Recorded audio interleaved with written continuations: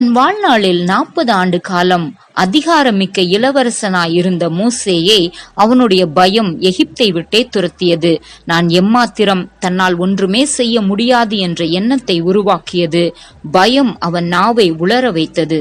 இப்படிப்பட்ட பயத்தில் 40 ஆண்டு காலம் வாழ்ந்த மோசேயை அடுத்த 40 ஆண்டுகள் வல்லமையுள்ள தலைவராக, யுத்தங்களை நடத்திடும் ஆற்றல் மிக்கவராக யாரை கண்டு பயந்து ஓடினாரோ அந்த எகிப்து தேசத்தின் பார்வோன், அவன் அதிகாரிகள், அவன் ஜனங்களுக்கு முன்பாக மிகவும் பெரியவனாக்கியது கர்த்தருடைய வல்லமை. எவ்வாறு மோசேயை தைரியப்படுத்தினார்? ஆபிரகாம், ஈசாக்கு, யாக்கோபு என்ற முற்பிதாக்களின் தேவன் உன்னோடு கூட இருப்பேன் என்ற வார்த்தையால் தைரியப்படுத்தினார். மோசேயின் கோலை சர்ப்பமாக மாற்றி அடையாளங்களால் தைரியப்படுத்தினார். ஆரோனை மோசேக்கு துணையாக தந்து தைரியப்படுத்தினார்.